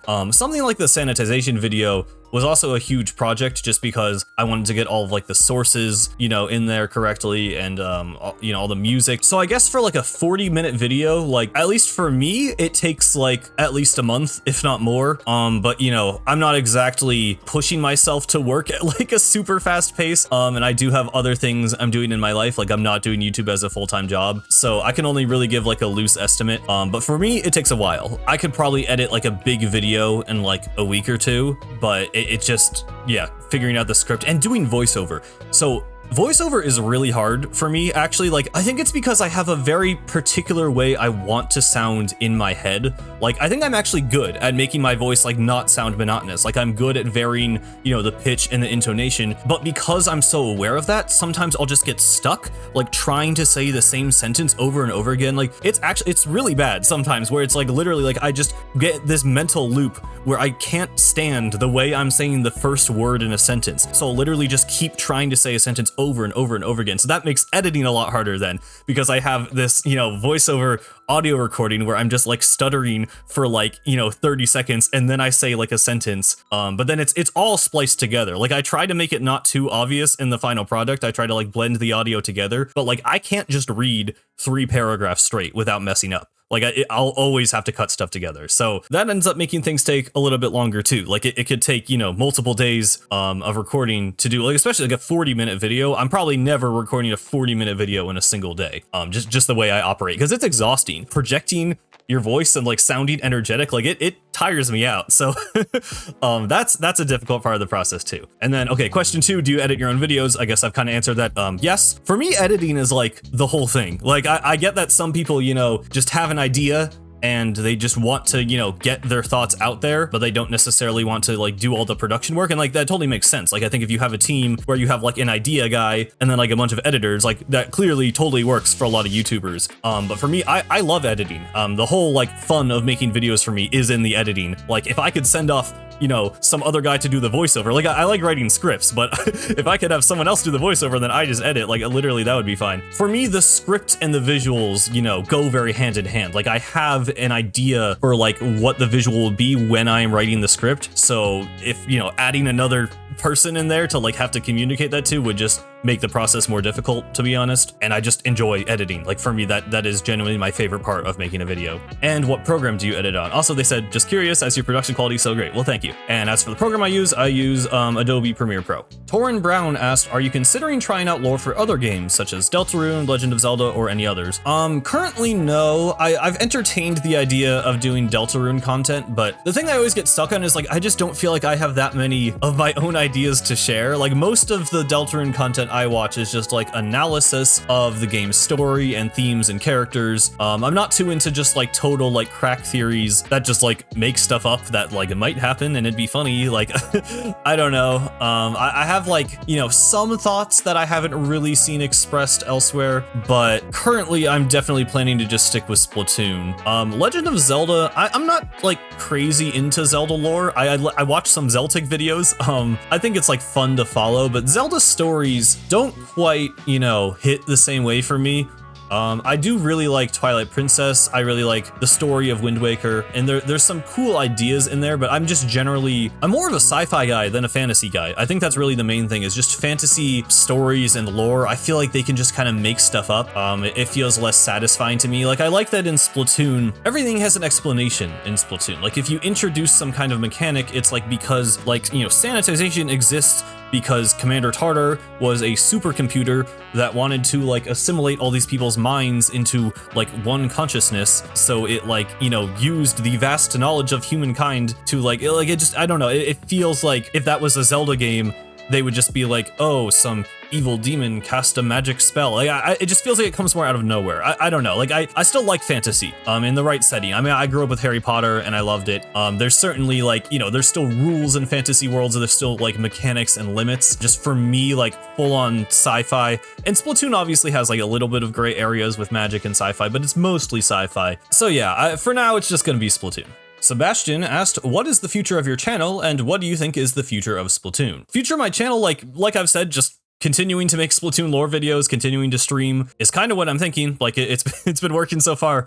I still have lots of ideas. Obviously, at some point, we are probably going to hit like a dry period where there's not a lot of Splatoon content, not a lot of Splatoon lore. I still think Splatoon 4 is like a ways away. Obviously, when the hype cycle starts up for that, I'm going to be all over that. But yeah, currently just kind of going as I have been. I would like to do collaborations, like I said, and just, you know, continue growing my audience, I guess. Like we've been steadily increasing in subscribers. Obviously, that's why I'm making this video right now. So yeah, I just keep, you know, pushing people to think about Splatoon in different ways, hanging out with people on stream, you know, maybe growing the Discord server, you know, just keep doing what we've been doing pretty much. As far as the future of Splatoon, I mean, just in a general sense, I think we are getting Splatoon 4. I think the franchise is big enough and it's kind of this, just like I'm just gonna keep doing what I'm doing for my channel. I think Nintendo's gonna keep doing, you know, the same for Splatoon. Like, obviously, I hope the games do take some like bigger steps to innovate on the gameplay. I know outside of the Splatoon community, looking in, a lot of people kind of see the games as like basically the same thing. And obviously I don't think that's a completely fair assessment, but you know,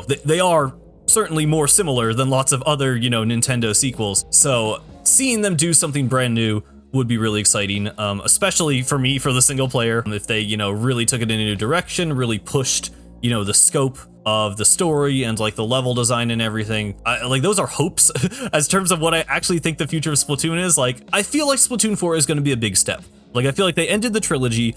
I think whatever comes next is going to feel like a bigger step than, you know, at least between Splatoon 2 and 3, it's going to be, you know, more different than that. I still imagine it's going to be pretty iterative. I think the multiplayer will still feel, you know, fairly similar, which is good. Like, I wouldn't want it to change too much. I hope we get bigger maps at least. I guess all I can really broadly say is I think Splatoon 4 will be something new, but also still have lots of, you know, familiarity. And hopefully it will, you know, take advantage of the next Nintendo console's hardware, to hopefully improve the motion controls to feel as good as Splatoon 1. Maybe get some next-gen graphics on there, and hey, I mean, that sounds pretty good to me. Zinc Nova just broadly asked, will you ever expand your channel to other Nintendo games or games not from Nintendo? I mean, I do play other Nintendo games every now and then. I streamed, you know, Paper Mario Thousand Year Door earlier this year. I've done a few Let's Plays, but you know, people mostly seem to be here for Splatoon.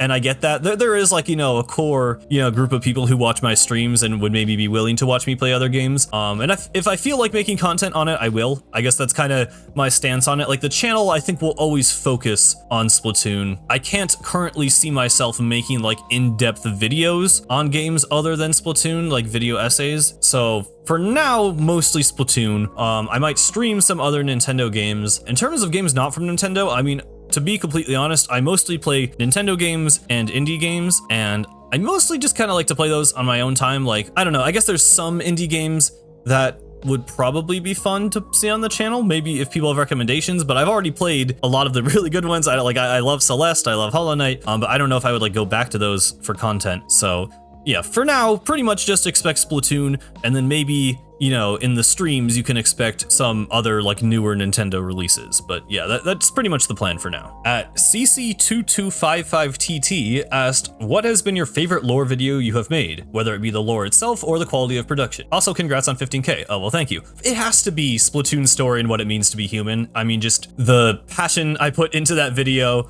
and how personal, you know, I kind of let it become, and the impact it has had. Like I still get comments on that video from people just saying like, oh, this is beautiful, or like, you know, this genuinely like moved me or whatever. Like the response to that video has been just easily the most gratifying of anything I've made, and I think the quality holds up. You know, I have regrets with every video. Like there's always like, oh, I you know, kind of wish I cut this section out, or I wish I talked about this part longer. I know sometimes there's developer names I mispronounce very, very bad, which I then, you know, cringe at every time I go back to the video, which is unfortunate. But I think for the most part, the production value holds up on that video. I obviously have all the footage in there. I have, you know, the little bubble graphics. Like I'm still very, very proud of that video. The sanitization one is also up there. That is my most viewed video on the channel. It did actually surpass the video essay. For me, that video is more just like, you know, reporting facts, or like, you know, showing things the developers have said. So it was like a little bit less fun to make, just because it was so much more, you know, just like relaying information rather than like telling a story or making an argument. But yeah, I mean, they're the two most viewed videos on my channel, and I think that's for a good reason. I think those are my two best videos, and those are the ones I'm most proud of. Crabs for Cabs asked, what's your least favorite word? Skibbity. Do you have... Nope, we're not doing that one. John Latanzio asked, what other Nintendo games besides Splatoon do you like to play? Well, 3D Mario is like one of my favorite series ever. So, you know, Mario Odyssey, 3D World, Bowser's Fury, very into that. I do like the Zelda Switch games. I really like Breath of the Wild. Breath of the Wild was amazing. Tears of the Kingdom, I actually thought was kind of disappointing as a sequel, but I, you know, still played a lot of it. I still did almost everything in the game. Kirby and the Forgotten Land is great. Metroid Dread was really good. Mario RPGs, I'm a huge Paper Mario fan. I like the modern and the classic ones, like I have Thousand Year Door, Origami King. I recently just played Mario and Luigi Brothership, it was pretty good. So generally Mario. I've played pretty much Mario everything, except like I don't like the Mario sports games all that much on Switch. Smash Bros. Smash is a big one. I have not played Smash nearly as much since the last DLC came out, but I've hundreds of hours in that game. Smash has always been like a big game I've played with my friends. So yeah, I mean, during the Switch era specifically, you know, I've been pretty active as a Nintendo fan. I've bought a lot of the games, had a lot of fun, played a decent variety of them, but Mario is definitely like always the go-to for me. Speaking of Nintendo fans, at Nintendo Fan 387 asked, do you have anything lately that you look forward to? Well, as I'm recording this, the Game Awards are this week, so I don't know how much will be there that I will actually care about, but that's something to look forward to. And Christmas, but I guess the biggest thing at the moment, supposedly a new Nintendo console is going to be announced within just a couple of months here, so for me that's a pretty big deal. Like I'm mostly just, you know, about the games, but you know, new hardware coming out is a big deal. It's very exciting. Really, the first console I was hyped for was the Nintendo Switch, so you know, finally moving into a whole new era of Nintendo is gonna be a big deal. It's gonna be an exciting time, so I guess I would say that. Anti-Flow has a whole bunch of questions. Let's see. If we were to get a new type of playable character in Splatoon 4, what would you want it to be? I kind of don't want a new playable species. I don't know. I know this is a thing that the community always talks about for some reason. I guess earlier I mentioned the possibility of sanitized Octarians, like, you know, if they're being saved by the Memverse, maybe they would be able to play in ink battles. So, I mean, that wouldn't really be like a new character. That would just be like selecting green. Well, it'd be really weird if they implemented that, right? Because it's like only if you're an Octoling you can be like a normal human skin color or green. But I guess realistically, I don't want another playable species. Like even like cuttlefish would like, they'd be possible, but like they'd be too similar. I don't know. I guess either, yeah, just being able to be green to be previously sanitized, or I guess cuttlefish, but I don't want a new character, to be honest. If you could choose anybody in the whole world, who would you collab with? Earlier I mentioned Any Austin, and I feel like he's, you know, a bigger channel. Like I wouldn't want to say like a Splatoon channel. Obviously there are people who would be really cool to collab with, but if we're, you know, kind of talking like higher hopes, I don't know, finding some like topic like that we could just like ramble about, I guess, like probably in Splatoon, ideally for me, but you know, just any game, you know, we'd look into and look at things that probably no one expected to look into. I don't know. I really like his vibes and his, you know, the way he feels about games, but also his sense of humor. So that'd be very fun. Would you rather Splatoon 4 be a soft reboot with a fully new cast basically taking place on another continent with no communication to the world we currently know of, or have Splatoon 4 have a campaign where you can play as the idols? I guess if these are the two options, the first one is what I would lean towards. Playing as the idols, I don't know, it is not very appealing to me, really. Again, I kind of just want to move on from them. I mean, unless you mean like the new characters, like the new Splatoon 4 idols, that would be interesting, but again, I just feel like it'd be weird Because if you turn on the game and you're watching the news and you see the character you play as, like, I don't know, that would feel a little weird. I kind of like there being a separation between the player and the idol. So I guess that's a pretty easy answer for me. I mean, realistically, I don't want Splatoon 4 to like completely ignore everything that happened in the original trilogy, but I would like it to, you know, be pretty distinct in terms of like the setting and the focus of the story. So out of these two options, I would prefer the first one. If Nintendo offered you to play a new entry in any of their franchises, not counting Splatoon, which one would you choose? So if this is like an early access thing, I don't know. I've like thought about this. Like if I ever became like a brand ambassador where I get like invited to play a game, like I don't really think I'd want to do that. Because for me, like playing a new release, like the whole fun of it is like enjoying it like alongside the community. Like I wouldn't want to be like spoiled ahead of time, basically. So I don't know. I guess seeing a new like Zelda is a series I'm interested in, but it's not like my number one thing that I'm super passionate about. But like even like a 3D Mario game, like I want to play that like, you know, in the comfort of my own home, like on launch day, and like then go online and see everyone else's experiences. Like I wouldn't really ever want to play any game early, because for me, like engaging with the Nintendo community, or if it's like an indie game with, you know, the indie community, like that's always like a part of the experience of playing the game for me. So I guess I'd say Zelda, just because I'm interested. I'm interested to see where Zelda goes next, and I, you know, wouldn't totally mind seeing the first part ahead of time. What is your dream newcomer in Smash? I feel like I had more interesting ones at some point. Oh, you know, okay, I was gonna say Captain Toad. I like Captain Toad a lot. I liked him in Galaxy. I like that he got his own game. I think he'd be funny. But also Madeline from Celeste would be really cool. I saw someone make like a fan-made moveset for her at some point, and that's just one of my favorite games. It's a game where you know, move in 2D and dash around the screen, so I feel like it would, you know, translate pretty well to Smash. That would be a cool one. And finally, do you have any shows you can recommend? I'm bored. Well, just recently I finished watching Arcane, which is, you know, the show based on League of Legends, but like, you know, I don't care about League of Legends. I'm never gonna play League of Legends, but Arcane is a really, really good show, especially season 1. I think season 2, they kind of fumbled some things. Like from what I've heard, the plan was to have like more seasons, and then they had to condense it down to just 2. And I think that definitely shows some stuff feels a little underdeveloped, but it was still really good. Like it was still a mostly satisfying ending. And season 1 is like a masterpiece. Season 1, there's like basically nothing I would change. Really cool show. Really, I'm like movie quality animation all the way through. Like the budget for the show was insane. Really good characters, really good voice acting. Everything about it is pretty great. Good music too. And then this isn't a show, but I just watched Look Back, which is like, it's like an hour-long anime. I think it's an adaptation of like a one-shot, and it's just good. It's just like, I mean, it's sad, but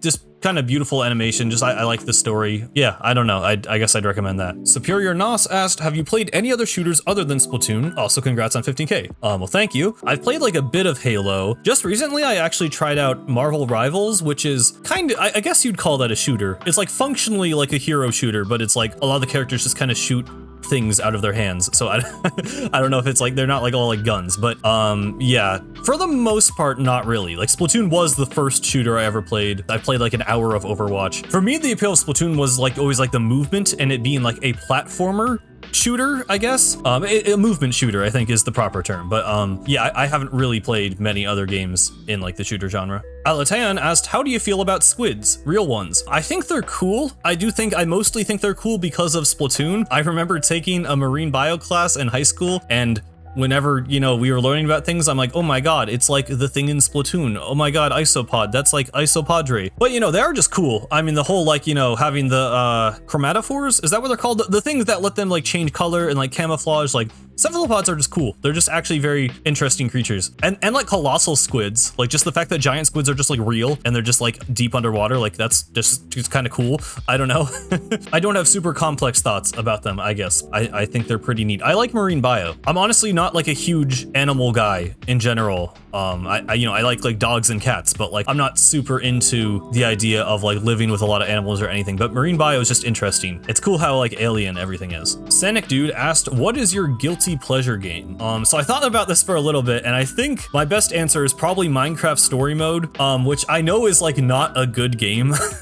Like the story is not very good. It's like a really basic like Telltale game, so it's like the quote unquote gameplay. You're just choosing dialogue options and then occasionally doing like quick time events. But the game came out when I was like all in on my Minecraft obsession. I watched some YouTubers play it, and then I played through it with a friend. And at that point I had kind of accepted like, okay, this premise is like kind of really dumb. Like the story isn't very good. I'm not really sure who it's appealing to because it feels like it's trying to be like weirdly edgy for Minecraft, but then it's also like definitely for kids. But we just played through it and we just laughed at it. And it just became this thing where it was like, you know, we were playing it like kind of like ironically, but we were also definitely actually enjoying ourselves. And we definitely like actually got excited for new episodes and everything. And it's just this thing where there's like still a community around it that's like kind of like, I don't know if it's too soon to say people are nostalgic for it, but you know, it's kind of a comfort game in a way. I guess it's one of those things where I've seen like the story so many times and like I know what all the different options are and the different routes they lead to. And it, you know, it's just a comfort game, I guess. Like not really one I go back to that often, but when I see it, it's like, oh yeah, it's like, it's that game. Like that was fun.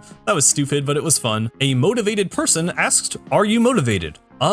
Sorta. I don't know. I'm motivated to make YouTube videos. Sometimes instead of doing like actual important things in my real life that I am not motivated to do. So, motivation is difficult to come by. I don't know. I, you know, get into like a groove, get into like a flow state sometimes when I'm working on something, when I can really just, you know, go and get stuff done. But like editing videos, again, is something I enjoy, something I'm passionate about. So in terms of that, I would say I'm pretty motivated. But in terms of like getting my life together and getting a career and going out and meeting people, a little bit less so at the moment. But, you know, trying to work it out, trying to figure out what motivates me, you know, and what really drives me. So currently, it's a mixed bag, but I hope to be motivated for more things in the future. Storm said, holy squid, 15,000 already? What's next? 20,000, 25,000, 30,000? By the way, Silksong when? Never. At Just Jude Live says, what is one hobby outside of gaming you love? I don't know if editing counts, or making videos, but I guess that's obvious. I like to draw. I'd like to draw more often than I currently do. Sometimes, you know, I integrate that, like my profile picture is a drawing. My old outro was like an animation I made. But yeah, it's something I really do want to put more time into, especially just like animation, is something I find really interesting, like hand drawn frame by frame, not just like, you know, animating stuff in Premiere. So yeah, it's a hobby. Once again, when there's motivation to draw, I really enjoy drawing, and I wish I had more time for it. But yeah, it's something I like a lot. Do you have any pets? Yes, I have a dog named Chester, and he is awesome. Here's a picture of him. Look at him.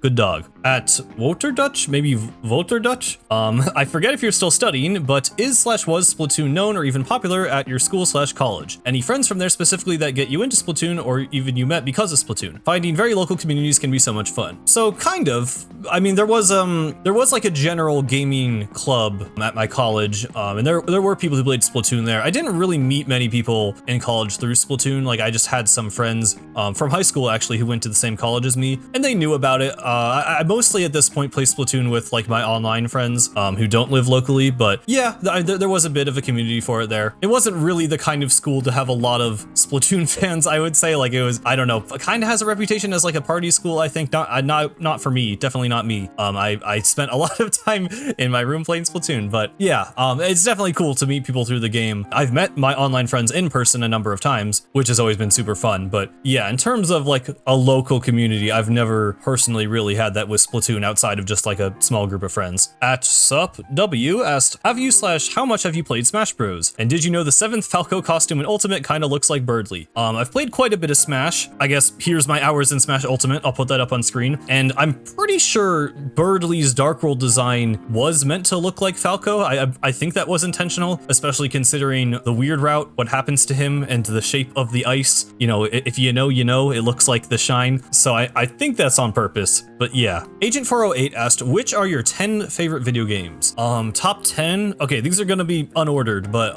let's see. Splatoon, I'm just gonna say Splatoon series, Mario Galaxy, Minecraft, Lego Universe, which was like a Lego MMO, Mario Odyssey, is that in my top 10? I like Odyssey less than Galaxy, but I'll put in the top 10 for now. Celeste, maybe Paper Mario, Thousand Year Door specifically, that's definitely up there. Breath of the Wild, oh, Undertale, obviously. Probably wouldn't put Undertale and Deltarune. Maybe I can put Deltarune on the list when it's done. I'm trying to think of like a 10th game. Like obviously if I split up Splatoon, that would already be top 10. I'll put Smash. Yeah. I don't play a lot of Smash anymore at the moment, but Smash has always been a big game throughout my life and with my friend group. So yeah, I'd say that's my top 10, I guess. Subject to change, because I just kind of did those off the top of my head, but for now, sure. Which is your favorite series? Well, Splatoon. It's Splatoon or 3D Mario for sure. Why your Twitter no longer exists or mine is bugged. Okay, so this comment actually brought to my attention that I've been putting the wrong Twitter handle in the descriptions of my videos for like months now. At some point I changed it from like Cosmic Cloud _ to Cosmic Cloud _ YT. So that should be fixed now. Thank you for letting me know. I didn't realize that. And they said, I love your lore videos so much. Oh, well, thank you. I'm very glad you enjoy. And that is all of them. This ended up being a lot longer than I thought it would. I know I tend to ramble on with my answers sometimes, so sorry for that, but hopefully this was something nice to like have on in the background while you were doing something else maybe. Hope you liked my answers. This was definitely a lot more in-depth than my last Q&A. Next up, I'm going to be back to working on lore videos. Still going to be streaming once a week, so that's where you can find me. Thank you very much to everyone who sent a question. Thank you very much for watching all the way through, or listening at least, and I will see you next time. This has been Cosmic. Farewell.